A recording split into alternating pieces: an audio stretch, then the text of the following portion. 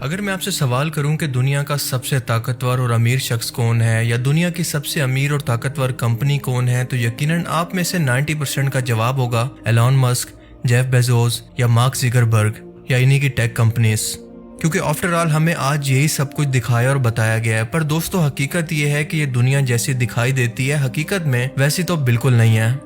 سچ یہ ہے کہ ان تمام کمپنیز کو صرف ایک میجر کمپنی کنٹرول کرتی ہے جس کا نام آج تک شاید ہی آپ میں سے کسی نے سنا ہو۔ دنیا کے ایلیٹ لوگوں کی کلاس جو کہ پردے کے پیچھے رہ کر پوری دنیا کو اور اس کی اکانومی کو کنٹرول کر رہے ہیں۔ یہ وہ لوگ ہیں جنہیں اگر دنیا کے اندر بھوک ہو، جنگ ہو یا پھر خوشحالی کی صورتحال ہو، انہیں کوئی فرق نہیں پڑتا، بلکہ یہ ہر صورت کے اندر صرف پروفٹ ہی کماتے ہیں۔ ہم بات کر رہے ہیں بلیک راک کمپنی کی، جس کے مالک کا نام ہے لیری فنک۔ اس کمپنی کی نیٹ ورتھ ہے $9.3 ٹریلین۔ یہ کتنا بڑا نمبر ہے، اس کا اندازہ آپ اس بات سے لگا لیں کہ اس کا صرف 1% ہوتا ہے $93 بلین۔ پاکستان جیسے پورے ملک کی ٹوٹل جی ڈی پی ہے $348 بلین۔ پورے امریکہ کی ٹوٹل جی ڈی پی یعنی آمدنی جس پر پورا ملک چلتا ہے، اس کا آدھا پیسہ تو صرف اس کمپنی کے پاس ہے۔ یا آپ اسے کچھ اس طرح سے سمجھ سکتے ہیں کہ یہ انڈیا کی ٹوٹل جی ڈی پی سے بھی 3 گنا زیادہ ہے، یعنی یہ صرف ایک کمپنی انڈیا جیسے 3 ملکوں کو اکیلے پال سکتی ہے۔ اب سوال یہ ہے کہ اس کمپنی کے پاس آخر اتنا پیسہ اور اتنی پاور آئی کیسے؟ یہ کیسے دنیا کی بڑی بڑی کمپنیز کی اصل مالک ہے؟ یہ ایسا کون سا کام کرتے ہیں کہ ان کی آمدنی کا گراف مسلسل اوپر ہی جا رہا ہے؟ جواب یہ ہے کہ یہ ایک انویسٹمنٹ کمپنی ہے جو کہ دوسری کمپنیز کے اندر پیسہ انویسٹ کر کے یا پھر اس کے شیئرز خرید کر کے پروفٹ کماتی ہے، یعنی ان کی کمپنی کی شراکت داری یا پھر ان کی پارٹنرشپ کی مالک ہے۔ ہر کمپنی کو اپنا بزنس چلانے کے لیے پیسہ چاہیے ہوتا ہے، جسے یا تو وہ قرض کی صورت میں بینک سے بھاری سود پر لے سکتی ہے یا پھر اپنی کمپنیز کے شیئر بیچ کر بنا سود کے یہ پیسہ حاصل کر سکتی ہے۔ دنیا بھر کی کمپنیز چاہے وہ انرجی سیکٹر کے اندر ہوں، food, finance, oil, transport, black rock دنیا کی ان تمام بڑی بڑی کمپنیز کی سب سے بڑی شیئر ہولڈر ہے، جس کا مطلب کہ ان کی مرضی اور فیصلے کے بغیر یہ کمپنیز کوئی بھی میجر فیصلہ نہیں کر سکتی، اور دنیا کے 30 ملکوں کے اندر ان کے 70 کے قریب آفس ہیں۔ دنیا کے ہر ایک بڑے بڑے اعظم پر ان کا کنٹرول اور ان کا اثر و رسوخ موجود ہے، اور اگر نہ بھی ہو تو بھی اس کا اثر دنیا کے ہر ایک ملک پر ڈائریکٹلی یا انڈائریکٹلی کسی نہ کسی طرح سے موجود ضرور ہے۔ یہ کمپنی دنیا کے ترقی یافتہ ملکوں کو قرض تک دیتی ہے۔ مثال کے طور پر اگر کسی ملک کے اندر ایک سرکاری ملازم کا پینشن اس کی تنخواہ سے کٹتا ہے تو گورنمنٹ بجائے اس کے کہ اس پیسے کو اپنے پاس اکٹھا کر کے یا پھر ایک جگہ پر رکھ کر، بجائے اس کے کہ اس کا کوئی فائدہ نہ اٹھائے، اس کی بجائے یہ پیسہ وہ بلیک راک کو پروفٹ پر دے دیتی ہے، اور بلیک راک اس سے مزید کمپنیز کے اندر انویسٹ کر کے اپنی دولت کو مزید بڑھاتا ہے، اور اس پروفٹ کی کچھ پرسنٹیج کو گورنمنٹ کو بھی دیتا رہتا ہے، جس سے کمپنی بھی خوش اور گورنمنٹ بھی خوش۔ اس جیسی نہ جانے کتنی سکیمز اور فنڈز کو بلیک راک اکیلے مینج کرتا ہے، اور کچھ مشہور کمپنیز کی بات کریں تو فورڈ کے اندر 7.2%، فیس بک یا میٹا میں 6.5%، ایپل میں 6.5%، جے پی مورگن 6.5%، ویریزون میں 7.5%، اور گوگل جیسی پیرنٹ کمپنی کے اندر یہ 12% سے بھی زیادہ کے شیئر ہولڈر ہیں۔ آپ کو یہ بتاتا چلوں کہ گوگل کے دونوں مالک بھی گوگل کے اندر صرف 12% کے شیئر ہولڈر ہیں۔ آپ کے گھر میں آنے والی گروسری سے لے کر ایئر پلین کے اندر لگنے والی سٹیل، اس میں بھرنے والے فیول اور خود اس ایئر لائن کی شیئر ہولڈر تک یہی بلیک راک کمپنی ہے۔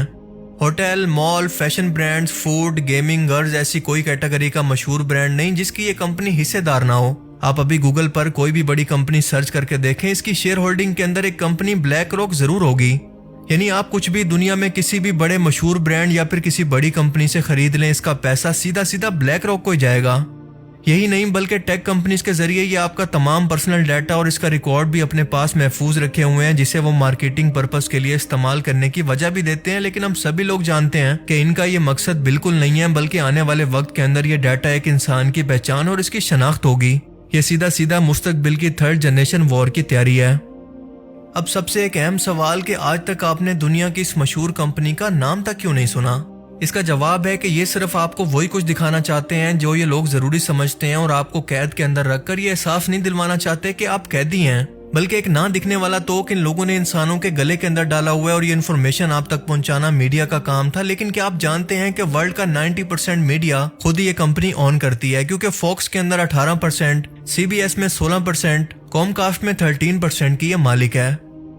یہ کمپنی آہستہ آہستہ پوری دنیا پر حاوی ہوتی جا رہی ہے، اور وہ وقت دور نہیں ہے کہ پوری دنیا اسی ایک کمپنی کے انڈر اور اس کے اثر میں ہوگی، اور اس کی مرضی کے بغیر دنیا کا کوئی بھی فیصلہ نہیں ہو پائے گا۔